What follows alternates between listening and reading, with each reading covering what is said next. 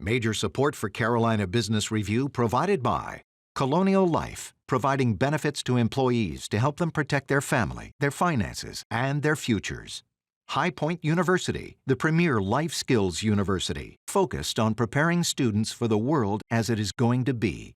And Sonoco, a global manufacturer of consumer and industrial packaging products and provider of packaging services with more than 300 operations in 35 countries. Well, as we hit now our full stride in this summer season, you would almost think that inflation is non-existent. I'm Chris William, and welcome again to the most widely watched and longest running program on Carolina business policy and public affairs, seen every week across North and South Carolina. So what is consumer behavior about higher gas prices, higher cost of living? And later on in the program, we have the Chief Financial Officer for the state of South Carolina, not just about the economy here in our southern region, but what about things like inflation? What about ESG? Curtis Loftis joins us again, and we hope you stay with us because we will start right now. Gratefully acknowledging support by Martin Marietta, a leading provider of natural resource-based building materials, providing the foundation upon which our communities improve and grow. Blue Cross Blue Shield of South Carolina, an independent licensee of the Blue Cross and Blue Shield Association. Visit us at southcarolinablues.com. The Duke Endowment, a private foundation enriching communities in the Carolinas through higher education, healthcare, rural churches, and children's services. On this edition of Carolina Business Review, Bob Morgan from the South Carolina Chamber of Commerce, Pat Kahle from the Union County Chamber of Commerce, and special guest Curtis Loftis, South Carolina Treasurer.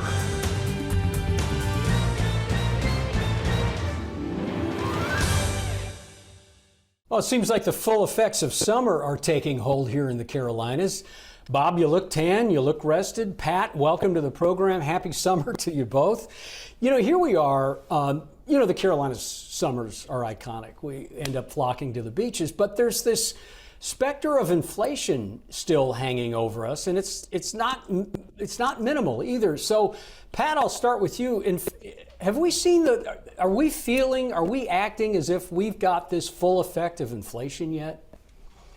Wow, that's a great question. I think that, about half of our workforce, those who are of the age of working, leave our community every day to go to work somewhere else, whether it's down in South Carolina or Mecklenburg or wherever. And so I am hearing a lot of conversation about, obviously, gas prices and inflation. At the same time, and I'm sure Bob is seeing this too, our businesses are continuing to do extremely well, right? And they're continuing, obviously, they're still facing some issues around supply chain and others. But it is a concern. It's a huge concern for those, especially who are in underserved populations, because this inflation most definitely hits that population and that community much worse than anyone else. But it does have a huge impact on business, and we're watching it. We're very concerned about it. Bob, are we going to hit a tipping point? What do you think? You have to assume so. Pat just said it's a concern. It is a concern, but it's a bit of a conundrum that behavior does not seem to have been affected. Restaurants are as busy as ever. Tax collections in South Carolina in the month of April, we added another almost $2 billion of surplus to the state revenues. So again, you just have to assume that at some point behaviors are affected. We're not seeing it yet. When does it show up? Is it all of a sudden happen and then we're fearful, or is it, and I hate to say it this way, but are we whistling past the graveyard here? Either one of you?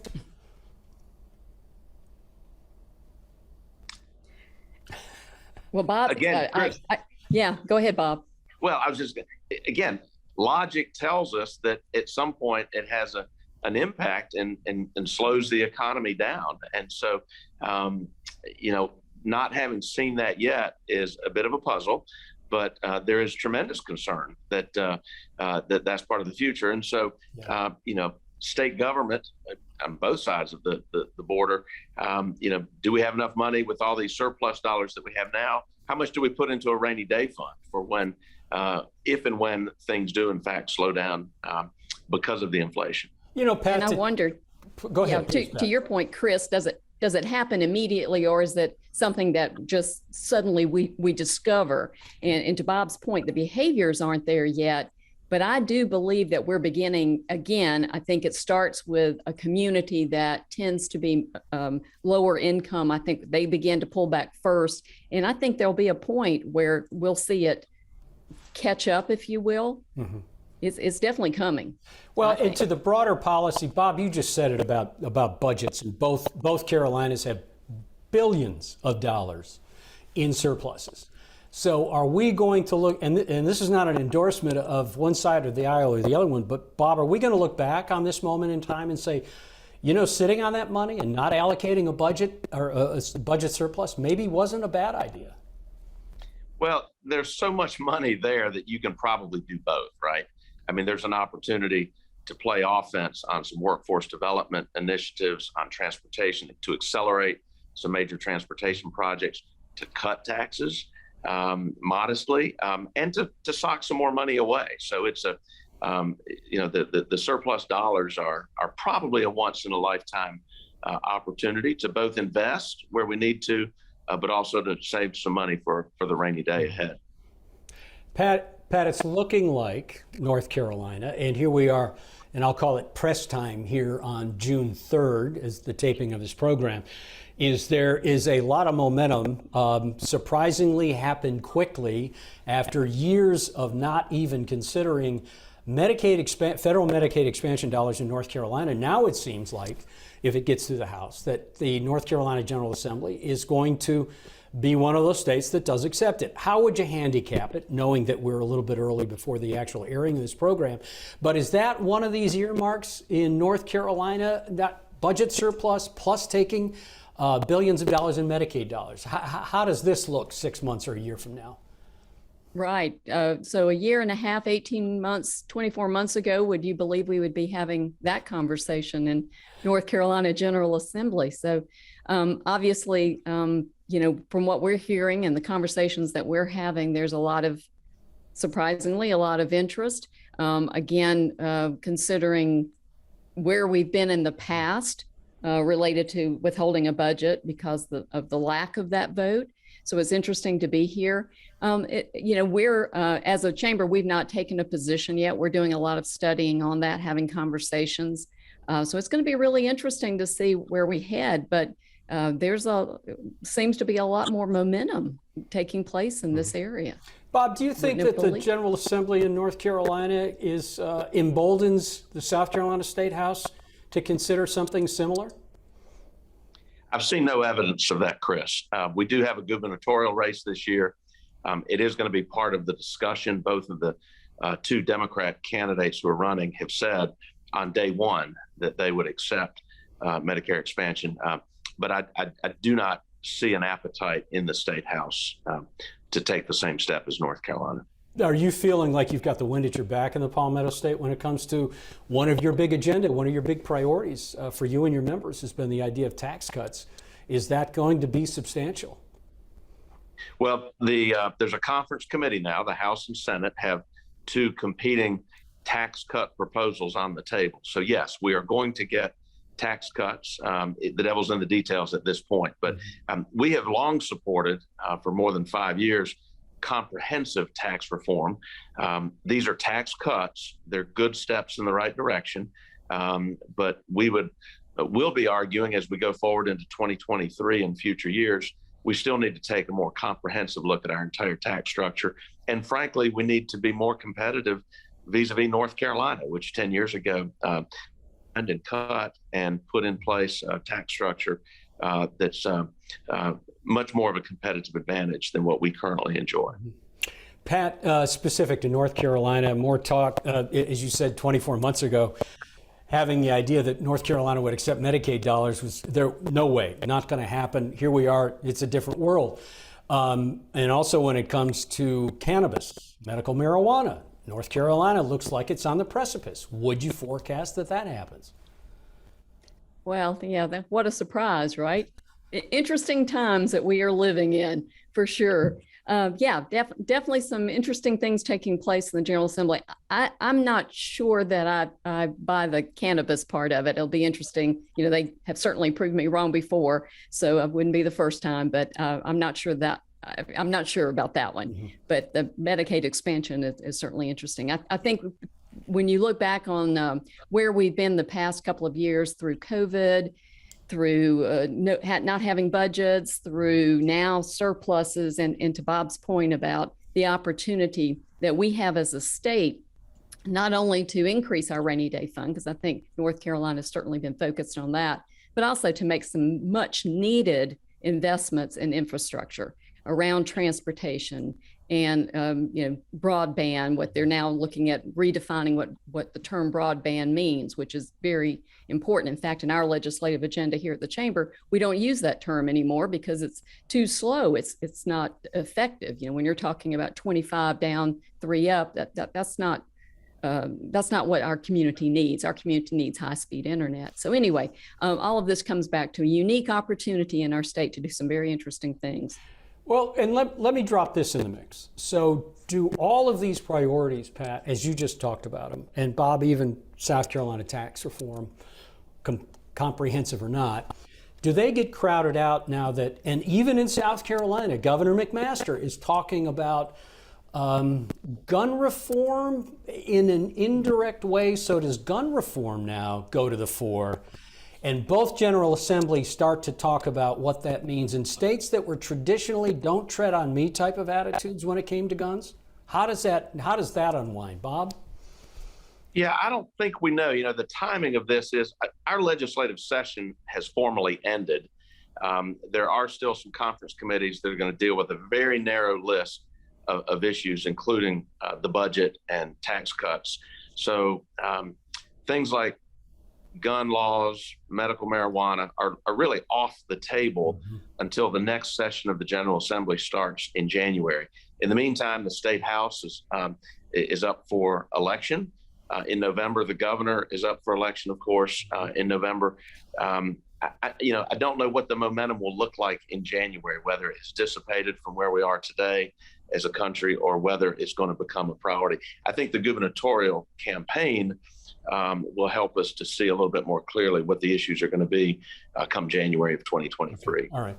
Pat, I'm going to give you the last minute here, and specifically around Tepper Sports.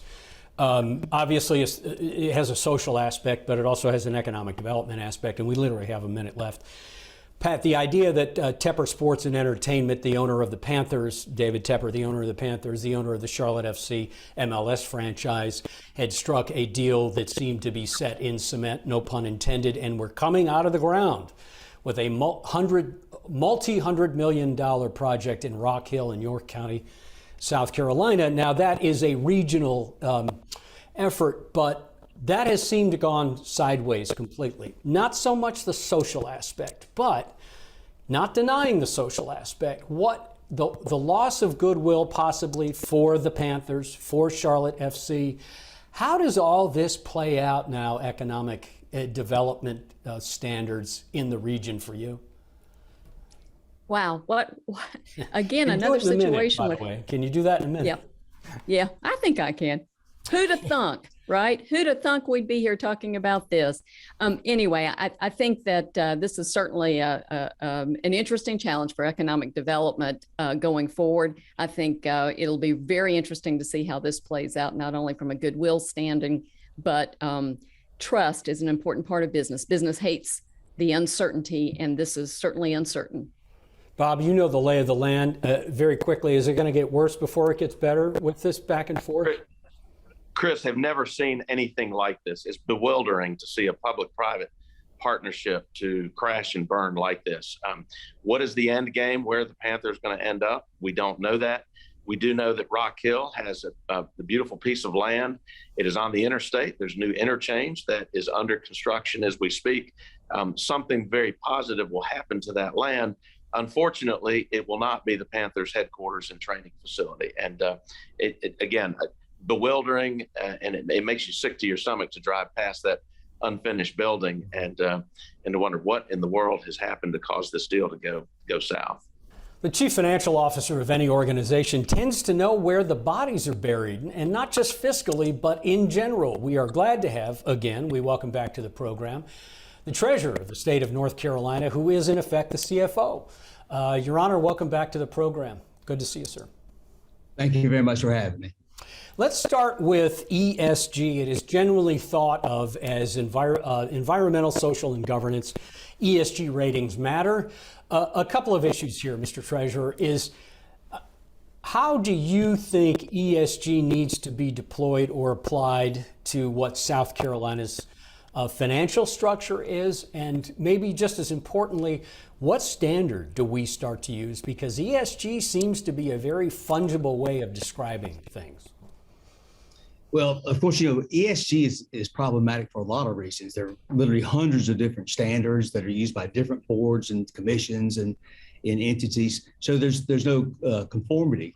Also, we've always had components of ESG in our ratings. The states, we use the big rating agencies like everybody else. And now the last couple of years, they've started giving us ESG ratings. And South Carolina did pretty well. We were a neutral, which is great. A lot of states did far less well. So we were happy about that because we think we're a well-run state. But a lot of the state treasurers now and other officers are beginning to push back. There is too much politics and subjectivity in the standards, and it really infringes on our abilities to be true to our constituents. So we're a sovereign state in a federalist system. Our citizens rule. They tell us what to do. Our power is derived from them. And if we allow unelected folks to impose upon us standards for their investments, that's a real problem for us. So we started kicking back about that. We do appreciate what the rating agencies have done. I think they've done a fine job of rolling this out. It wasn't easy. I've been treasurer now for 12 years, and we've never had a crossword with the rating agencies about anything. We just had them. We just went through our round of ratings, and so they know how I feel about this. But we're pushing back because we just don't think it's appropriate for us to be corralled, if you will, into this ideology that is more political than it is financial. Okay, Bob, question. Mr. Treasurer, good morning. How much money do we have in state and local government in South Carolina beyond what we've ever seen in our history? It's incredible. Money keeps pouring in. See, I have to write down the numbers because you can't remember them. They change so often. But the COVID bump has been great. We have part of that COVID bump was $13.8 billion in the COVID acts and ARPA. That for the fiscal year of 22-23, that translates into $5.98 billion extra, $6 billion extra. So for a state like South Carolina, that's a huge sum of money. And fortunately, I don't have to decide where it goes. Our friends in the General Assembly have to worry about that. And I kind of want to put in a plug for them because folks don't realize how hard it is as a part-time member of a General Assembly to roll into to your session in January and find out the whole game has changed. And so I think they've done a fine job. They could have done better if they'd listened to me on everything, but they didn't. But so we're up to the total state budget this year is going to be about $35 billion. And that's exclusive of the big ARPA funds. So it's great. Our unemployment is back up to pre-pandemic levels, and our unemployment is lower than it was, and our employment is higher than it was. So life is good. Yes. Pat? Well, Mr. Treasurer, I'd like to ask kind of a follow-up to that. So here's all this money, and of course, I know you don't make the decisions about where the money is spent. However, we've been talking about inflation, and what does that look like for you? What are your concerns, and what's keeping you up at night? Well, you just mentioned it, not just inflation, but my view of the future is darker than most folks. So I have to be careful about it. I don't want to be Danny Dismal that comes in and the three of you guys are tearing up before we leave. But I am really concerned about it. I'm pleased that our state funded its trust funds, if you will, and they even put money aside on top of that. while we've had great growth, and in fact, it appears that it's going to continue well through next year at this higher level. They've already anticipated an extra $400 million for the first quarter. So we're looking at more money, but we want to be conservative, to plan for less money, and to make sure we have plenty of money on hand. So let me follow up with that. You said you're darker than most on this. Are you concerned because of personal financial statements, because of households and families? Are you worried that this tremendous amount of liquidity, as you just described South Carolina having a budget surplus, but also the federal system that poured so much money into it? I mean, what is it specifically that has you spooked? Well, as you know, personal debt starting to go back up, credit card debt's on the rise. And that doesn't bother me as much because all that's, can be cyclical, especially if you look at a long term. I'm much more concerned about what's happening around the world. If you look around the world at what's going on, from Ukraine to our energy situation, we've got serious problems. And how can I say this? The state treasurers also got involved with some of the administration when the administration was, in effect, putting the damper on domestic production of energy, and which means we have to purchase it from elsewhere. And as we go into the supposed transfer to greener energy. Well, there are a lot of concerns about the climate and what it's going to do to the planet. Many of them are founded, some are unfounded. But the one thing I know for sure is that the competition for scarce resources like energy causes present day real problems. The history of mankind is an armed struggle over these resources. And at no time have we needed the resources more. So I worry about this bigger situation. I spent a lot of time in Ukraine. I understand what goes on there. I used to have a house there. So I've understood what's happened there from the beginning. And I am worried about those things. You look at what's happening in the tech sector, and that's foreshadows a lot of other things. So I'm just very dark about it. I think South Carolina, as always, we don't go as high as others, and we don't go as low as others. We're kind of in that middle range. That's our demographics. So I feel better about us personally, but as far as the country as a whole, I'm very worried. Okay, Bob. So, Mr. Treasurer, the South Carolina House and Senate have gone to conference over the budget and tax cuts. What do you anticipate, particularly as it relates to the tax cuts? What do you anticipate coming out of conference? I think there's going to be a real brawl. I mean, I think we haven't seen a brawl like this in a long time. It'll be fun for those who don't have to be in it, but I do think that they will meet in the middle. But they have more money than they started with. When they started to go into conference, now they've got more money, so that should ameliorate some of this. But no matter what happens, it's good for everybody. We're spending more money on education, law enforcement, healthcare services, infrastructure, economic development, something near and dear to your heart. It's all reaping this benefit. Now, what we have to make sure is it's spent properly. And I've been urging everybody about don't be afraid to save money. Don't be afraid to hold it to the last minute before you spend it. At the Treasurer's office and at the Comptroller General's office, we can help with the billing and the checks part of it for last minute purchases. We don't want to rush to spend. We want to make sure that all these billions of dollars that are transformative are spent in a way that's appropriate for our state.